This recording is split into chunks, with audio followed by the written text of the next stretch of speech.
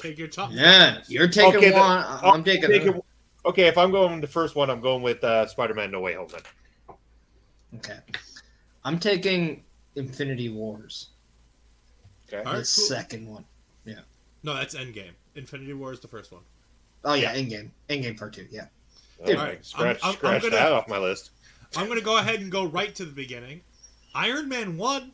Son of a bitch, that's off my list. It's where it all started.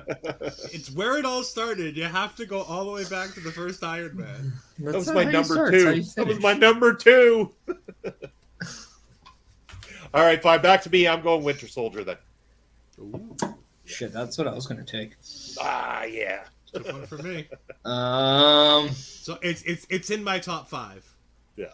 Winter Soldier's in my top 5. Okay, I'm taking Black Panther. First one. Oh. Yeah. Oh, that's what now. Yeah. That's my number 2. All right, if I can't have... Like Bobby took mine, so I had to take yours.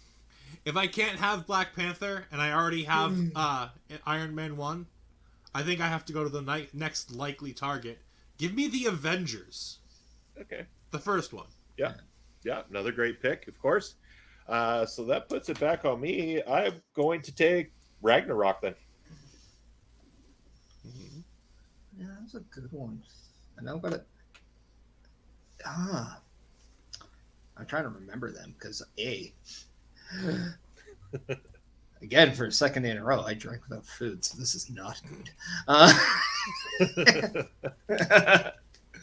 Not as much as I did the last night, though. I mean, come on. Don't make that happen on Saturday. You got to balance. Fuck balance. I'm gonna take Spider-Man: Homecoming. Okay. Very nice. Nice pick. You know what? I'm gonna go a little off the board here. It might be a little early to take this. Give me WandaVision. Okay. I'm going Disney Plus series. WandaVision changed the game for Marvel. Now, I mean, I'll make the argument that I almost didn't bother with WandaVision after the first 2 episodes. I was like, what the hell am I watching? I do not need to see reruns of the Dick Van Dyke Show on my television.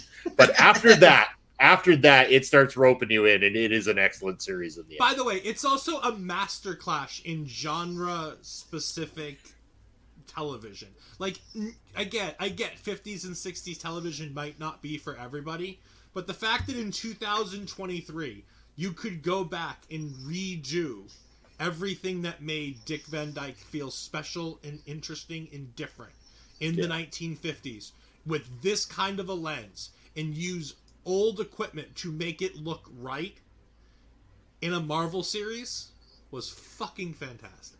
Well, the best part is like once you get past those 2 episodes and you start to get everything unveiled and you go back and take a fresh look at those episodes, they become that much better at that point in time. But when that was the first 2 that Disney Plus released and that's all you saw, it's like, what? That's where I was at. It was a slow burn, but once you get all the way through and you go back and you rewatch everything, there are still pieces that I pick out. I've watched it 17 times, and there's still little things that I learn every time I watch it. Now, my next pick, I'm tempted to go one way, but I'm afraid I'm going to lose my other one if I do. So I'm going to go with Loki. There you go. Yeah.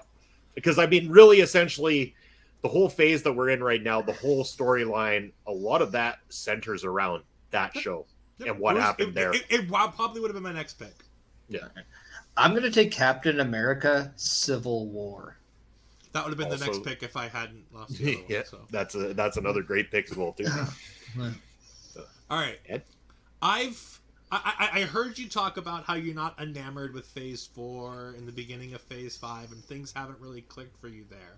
Yeah. However, there's one thing that was so different that I went in expecting nothing out of, and it was one of the best things I've seen in forever.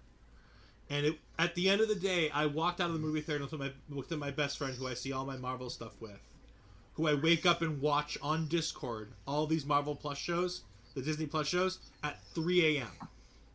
Nice. So I watch all of these shows as soon as they drop on Wednesdays at 3 a.m. But the movie I'm taking here, I think, is going to tell a great story going forward, and it introduced me to a type of cinema that I don't normally watch. Give me Shang-Chi and the Legend of the Ten Rings. I knew that's where you were going. I love that. That's such a good movie that you don't think Disney can do a Japanese samurai movie, and they do. Oh, and yeah. they do it well. It's a Very. well-structured movie that makes a lot of sense with people you've never heard of. Where Except they Aquafina. Well, yes, you've heard of Aquafina, but I meant more of the characters. Like they Okay. literally changed one of the villains from Fing Fang Foom to the name he had in the movie solely because they didn't want to be as racist as the comic books were. They realized how problematic the story material was and made small tweaks to make that a reliable movie that you could put out in 2023, and it was fantastic. Very much so, man. Like, great pick. I mean, I kept looking at it on there. I'm like, I hope somebody takes it. I should, because I loved it too.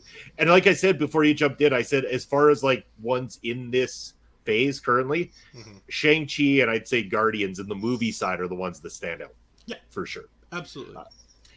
So my final pick, I am going to go with Doctor Strange because I feel like that movie kind of changed the game a little bit too in terms of adding the use of magic and stuff like that to the Marvel Cinematic Universe, and really kind of brought in a character that has now gone across different films and added a lot to the whole thing. I feel like No Way Home doesn't exist the way it does without Doctor Strange in it as well too. So my number 1 ties in well with my number 5 here. See, I'm at a torn now because I want to have one where you have fun, right?